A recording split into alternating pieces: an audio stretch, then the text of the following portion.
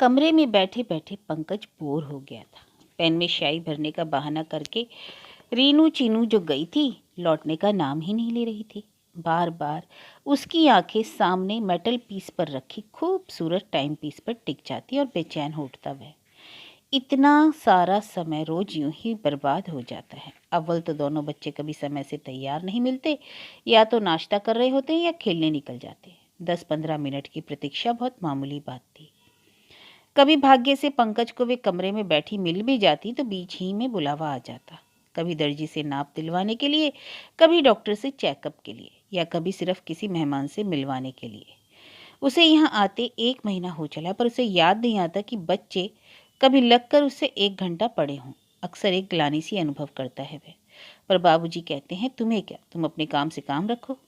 Tuition कोई पढ़ने के लिए नहीं रखता भैया, यह तो फैशन है फैशन। घर में दिखावे की 20 चीज़ें होती हैं, उसमें से एक ट्यूटर भी होता है, समझे। बस अपने काम से मतलब रखो तुम। काम से मतलब पैसों से। महीने के अंत में एक मुश्त 50 रुपये उसके हाथ आएंगे। उसे पहली तारीख के रुपहले सपनों के बल पर ही वह इस तरह की यह बोरियत सह लेता है। कमरे के सामने किसी की आहट सुनाई दी। उसे लगा शायद हरिराम है। वह आवाज देकर रीनू चीनू के लिए कहने ही वाला था कि साक्षात मालकिन यानी कि मिसेस लाल सामने प्रकट हो गई। उनका डील डॉल रौब दाब ही कुछ ऐसा था कि पंकज एकदम उठकर खड़ा हो गया। बाद में पछताता रहा कि उसे इतना विनम्र बनने की क्या जरूरत थी। वह उनका मताहत थोड़ी ही है। वह तो एक शिक्षक है, आचार्य है, गुरु है। मास्टर जी, मिसेस लाल कड़कती आवाज में बोली, बच्चों को आज फिर डांट दिया आपने। मैंने कितनी बार मना किया है। एक क्षण के लिए पंकज सहम सा गया, पर दूसरे ही क्षण उसने अपने पर काबू पा लिया। उसे मालूम था दोनों लड़कियां पास ही कहीं कान लगाए खड़ी होंगी। उनके सामने वह अपनी किरकिरी नहीं होने देगा। अपनी आवाज को भरसक रौबदार बनाते हुए उसने कहा, होमवर्क नहीं करेंगी तो डांट तो खाएंगी ही। होमवर्क करवाया भी है आपने? वह गरजी। 2 दिन से स्कूल में बेचारों को पनिशमेंट मिल रही है, ऊपर से आप भी डांटते जा रहे हैं। मैं अपने होमवर्क के लिए डांट रहा था, स्कूल की पनिशमेंट का इससे कोई संबंध नहीं। आपके होमवर्क की कौन पूछ रहा है? स्कूल का काम क्यों नहीं हुआ बतलाइए। यह आप अपनी लड़कियों से ही पूछिए। स्कूल का काम करवाना मेरी ड्यूटी नहीं है, वह अपने आप ही करना होता है। अपने आप ही करना होता तो फिर आपकी ज़रूरत क्या है? ठीक कह रही हैं आप, मेरी सचमुच यहाँ कोई ज़रूरत नहीं। नमस्कार। और सचमुच वह दंदनाता हुआ निकल आया। रास्ते पर सोचता रहा, समझते क्या हैं ये लोग। ट्यूटर ना हुआ, उनका घरेलू नौकर हो गया। जब चाह डांट दिया, फटकार दिया, घमंडी कहीं के। घर पहुंचा तो बाबूजी, पिंकी, बबलू और दीदी खाना खा रहे थे। जब से यह ट्यूशन लगी है, वह रोज पिछड़ जाता है। माँ उसके लिए बैठी रहती है। बड़ी जल्दी आ गया, चल आजा तू भी खा ले, माँ ने कहा। दीदी ने उठकर उसकी भी थाली लगा दी। आज जल्दी आ गया? बाबूजी ने पूछ लिया। वे लोग बाहर गए, उसने दबी जबान से कहा। बाहर मतलब? पंकज बड़ी खूबी से इस प्रश्न को अनसुना करता हुआ बोला, यहाँ चूल्हे के पास बैठकर कितना अच्छा लग रहा है। बाहर इतनी ठंड है। ठंड तो है, साइकिल पर तो और भी ज़्यादा लगती है। तेरी ट्यूशन के पैसे मिल जाए तो अपनी दीदी को ऊन ला देना, एक पूरी बाह का स्वेटर बुन देगी। हाफ में क्या दिसंबर की ठंड रुक सकती है? माँ ने कहा तो बाबूजी बोले, अब कब तो ऊन आएगा और कब बुना जाएगा, सीधे रेडीमेड ले डालो एक। 50 में रेडीमेड कहाँ से आएगा? दीदी फुसफुसाई। अरे आता है, मैंने देखा है, ये नेपाली लोग क्या स्टॉक रखे हुए हैं ना। पर बाबूजी को माँ ने बोलने ही नहीं दिया। मैं कहे देती हूँ, नेपाली वेपाली नहीं चलेगा। वह एक पिछले साल लाकर दिया था, उसने एक दिन भी नहीं पहना। फिर बाबूजी ने आज के लड़कों की फैशन परस्ती पर एक लंबा भाषण दे डाला। पंकज चुपचाप सुनता हुआ खाना खाता रहा। ट्यूशन के 50 रुपए का तरह तरह से हिसाब होता रहा, पर उसने जानबूझकर इस चर्चा में जरा भी रस नहीं लिया। खाना खाकर हाथ धोने के बहाने वह आंगन में आ गया। बाबूजी के बाहर जाने की प्रतीक्षा में वहीं खड़ा रहा। माँ से आज की बात कहने का साहस संजोता रहा। तभी दीदी आंगन में आई, झूठे बर्तनों का ढेर मोरी के पास रखकर निकट आती हुई बोली, पंकज, तेरी ट्यूशन मिल जाए तो 10 रुपये मुझे भी दे देना। 10 रुपये? हाँ रे, स्टाफ में 2 के यहाँ शादियाँ हैं। हम लोगों के यहाँ नियम ही बन गया है, शादी में 5 और बच्चे के जन्म पर 2, इतना तो कंट्रीब्यूशन देना ही पड़ता है। लेकिन दीदी, मेरी तनख्वाह के लिए कह रहा है ना, सारी की सारी बाबूजी को लाकर पकड़ा देती हूँ। कुल 110 ही तो मिलते हैं। बाबूजी तुम्हें कुछ नहीं देते? देते हैं 10 रुपये, जो बस के किराए में ही खर्च हो जाते हैं। पास में कुछ भी नहीं बचता। क्रीम तक लाने के लिए तरस गई हूँ। हाथ देखना कैसे हो रहे हैं। क्रीम के लिए, पाउडर के लिए पैसे मांगूंगी तो घर सिर पर उठा लेंगे। 6 महीने हो गए, मैंने कोई पिक्चर तक नहीं देखी। हिम्मत ही नहीं पड़ती। क्रीम पाउडर के लिए ना सही, पर स्टाफ के कंट्रीब्यूशन के लिए तो मांग ही सकती हो। ना बाबा, पिछली चंदेल की शादी के समय कितना तूफान मचाया था, याद है ना? अब इनकी लड़की की शादी नहीं होती तो क्या दुनिया की सब लड़कियां कुंवारी रह जाएं? तुम्हारी शादी के लिए ही तो बाबूजी पैसे जमा कर रहे हैं। हाँ वो तो है, शादी तो जब होगी तब होगी, अभी तो फजीहत हो रही है, दीदी ने कसेले स्वर में कहा और आंचल से आंखें पोंछती हुई अंदर चली गई। अरे वहां ठंड में खड़े होकर क्या कर रहे हो दोनों? बीमार पड़ना है क्या? माँ चिल्ला रही थी। दीदी अंदर चली गई, पर पंकज वहीं खड़ा हिसाब लगाता रहा। महीने में 100, अर्थात साल भर में 1200। पिछले 3 साल में इस प्रकार जमा हुए कुल 3600। और 3-4 साल नौकरी करेगी दीदी, तब कहीं जाकर 10-1 हज़ार जुट पाएंगे। पर तब तक तो दीदी एकदम बुढ़ा जाएगी। अभी से ही तो कितनी बड़ी लगने लगी है। और दीदी की शादी होने तक पिंकी भी बड़ी हो जाएगी। फिर वह भी हाई स्कूल पास कर किसी प्राइवेट स्कूल में लग जाएगी। फिर साल दर साल बुढ़ाती अपना दहेज जोड़ती रहेगी। वाह क्या खुशनुमा जिंदगी है। ट्यूशन छोड़ देने की बात उसने घर में किसी को नहीं बताई। हिम्मत ही ना पड़ी। वह रोज समय होते ही साइकिल उठाता और लाइब्रेरी में चला जाता। 1-2 घंटे वहां बिताकर घर चला आता। पहली तारीख आई और चली गई। ट्यूशन के पैसों के लिए घर में किसी ने नहीं पूछा। दीदी ठीक ही कह रही थी। वह लड़का है, उससे कोई हिसाब नहीं मांगेगा। फिर भी वह कोई माकूल सा बहाना तलाश करने लगा।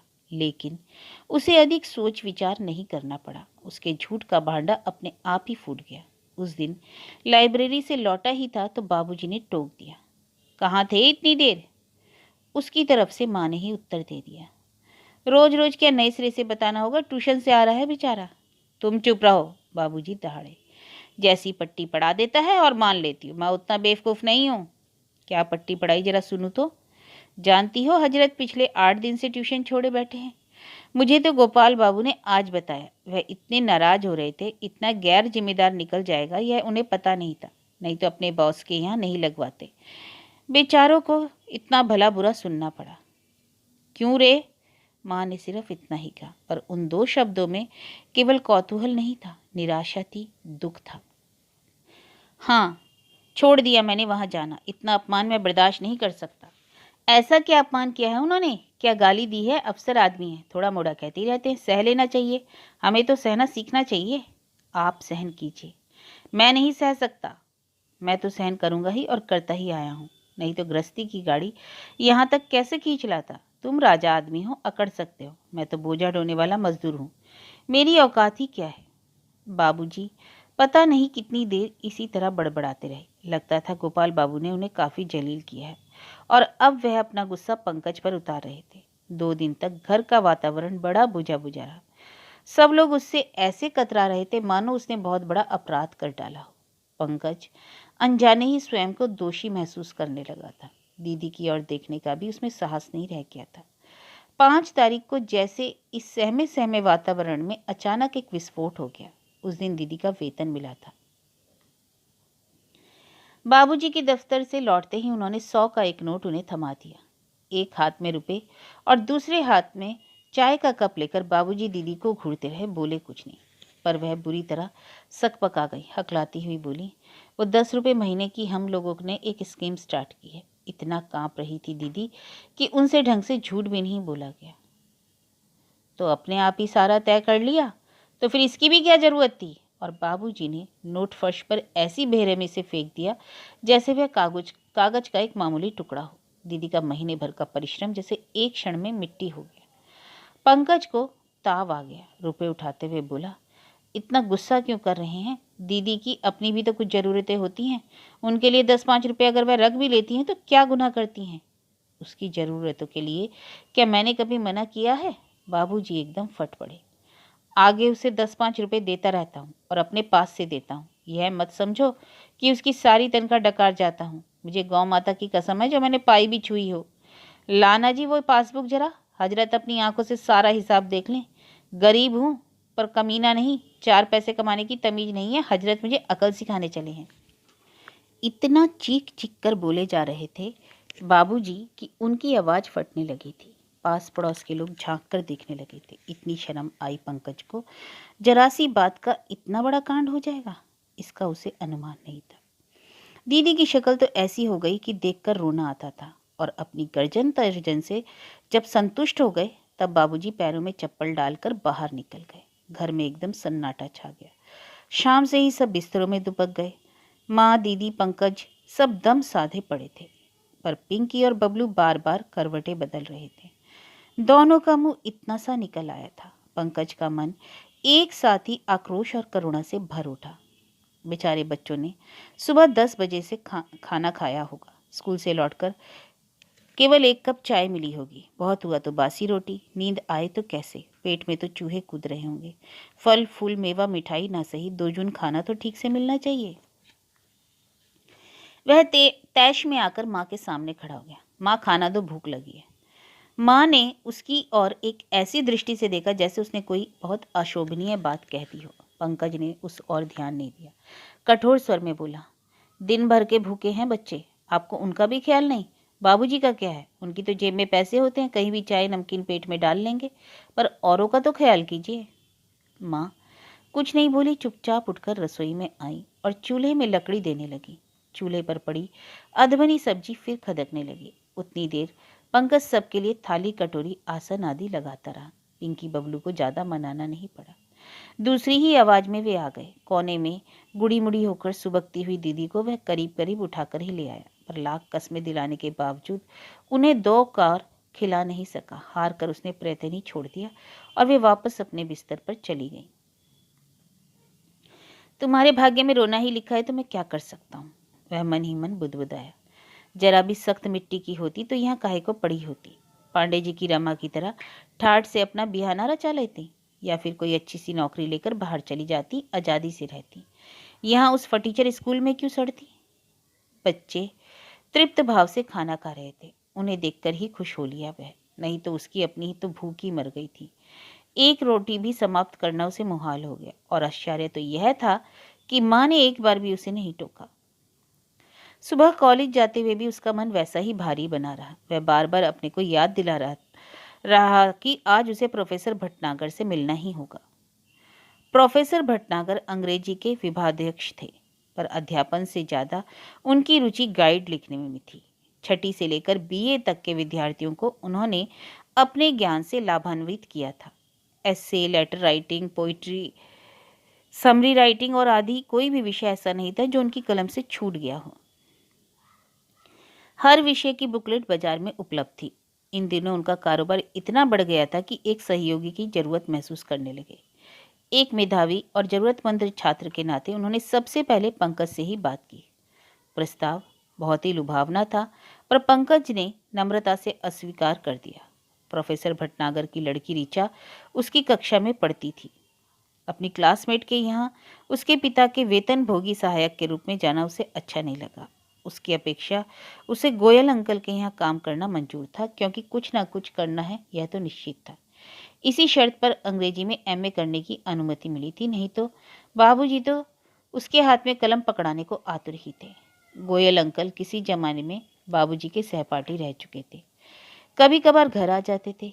इसी कारण उनके यहाँ की नौकरी नहीं लगी थी। लेकिन शैली और किड्स के कल्पना सागर में रमने वाला उसका मन वहाँ उखड़ा उखड़ा रहने लगा, क्योंकि लाख खूबसूरत नामों के बावजूद वह मुंशीगिरी ही जो था।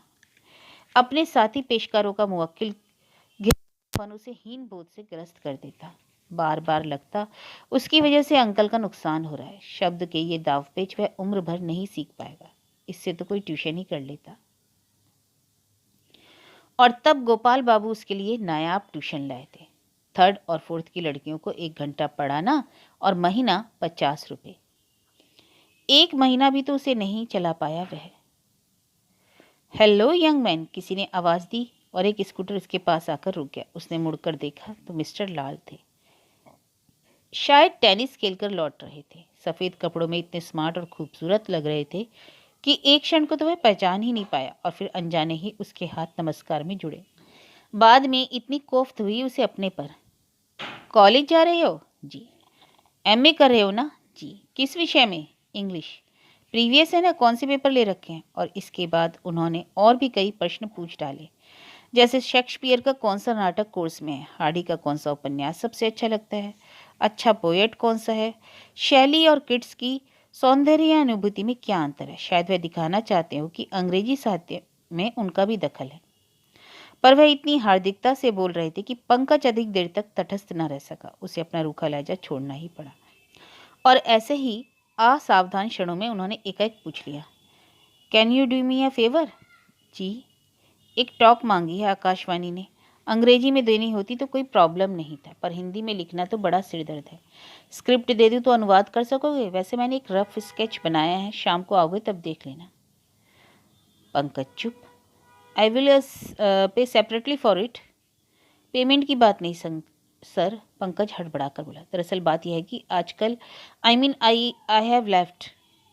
अरे, आश्चर्य से फैल गई उनकी आंखें। क्यों?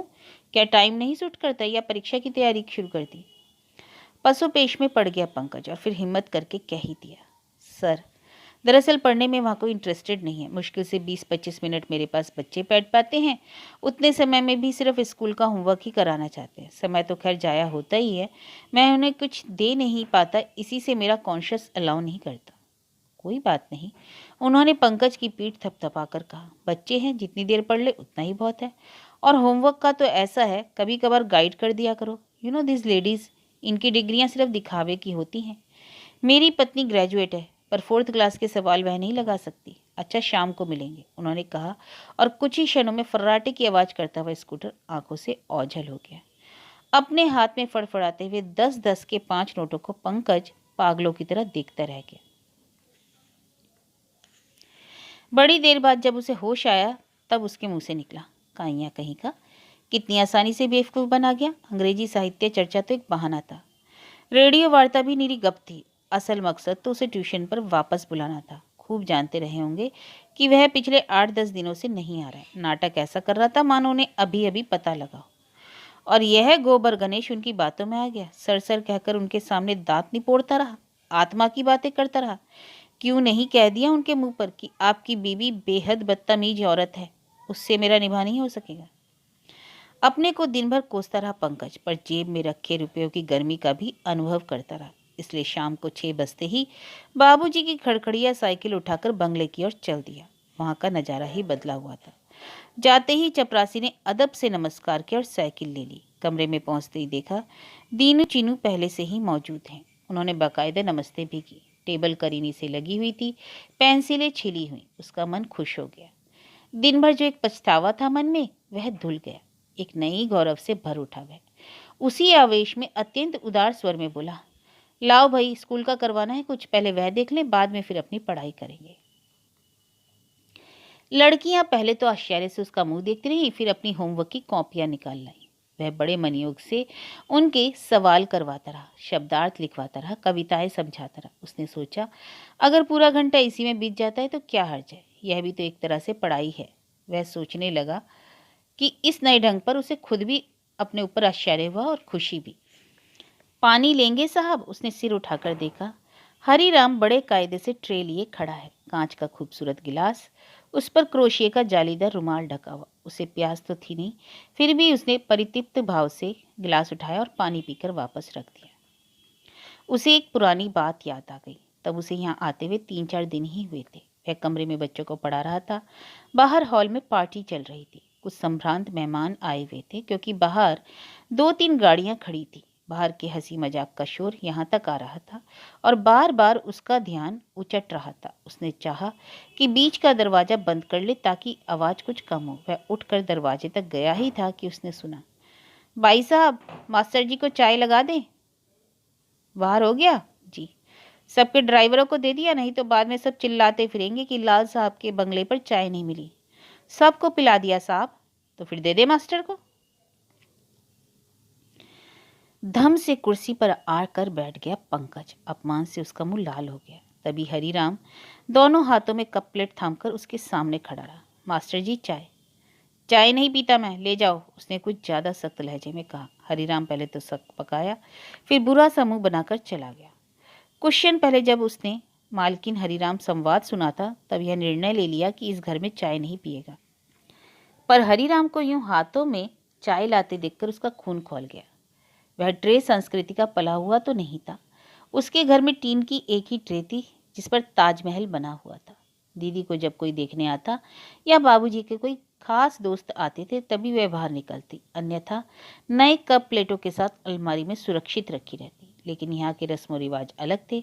उसने देखा कि बच्चे भी पानी मांगते थे, वह कायदे से ट्रे में आता, इसलिए हरीराम जब हाथ में चाय लाया तो उसे अवज्ञा का भान हुआ। अपमान का यह शूल बहुत गहरे तक चुभ गया। पर आज तो उसके लिए पानी भी ट्रे में आया था। जरूर मिस्टर लाल ने सबके कान उमेटे हैं। वह खुश हुए बिना नहीं रह सका। एक अनोखे दर्प से उसका चेहरा चमकने लगा। पढ़ाकर वह बाहर निकला तो उसकी चाल में एक आत्मविश्वास था, रौब था। हॉल में शायद कोई बैठा था। पोर्च में अंदर की आवाजें साफ सुनाई दे रही थी। वह साइकिल का ताला खोल रहा था कि जब उसने सुना, मिसेस लाल, मास्टर फिर से आने लगा। अरे आएगा नहीं तो जाएगा कहाँ, 50 रुपये कम होते हैं। तो बीच में अकल कहाँ गुम हो गई थी? वही तो, इन्होंने तो ऐसी कसकर डांट लगाई। भला यह भी कोई तरीका है? परीक्षा सिर पर है और आप बिना बात के घर बैठ गए, कोई सूचना भी नहीं दी। पंकज का गुस्सा फिर उबलने लगा। इच्छा हुई कि दनादन सीढ़ियां चढ़कर सामने पहुंच जाए और कहे, तुम्हारे श्रीमान जी चिरौरी करके लौटा लाए हैं मुझे, नहीं तो मैं उन 50 रुपये पर थूकता भी नहीं। पर नहीं हो सका, उससे यह सब नहीं हो सका। बाबूजी का असहाय क्रोध, माँ की उदास आंखें, दीदी की मूक वेदना, सब ने मिलकर उसका रास्ता रोक लिया। निरुपाय सा वह लौट पड़ा। बाबूजी ठीक ही कहते हैं। अपनी खड़खड़िया साइकिल पर पैडल मारता हुआ वह सोच रहा था, बाबूजी ठीक कहते हैं, हमें सहना सीखना होगा। Yes we must learn it, yes we must.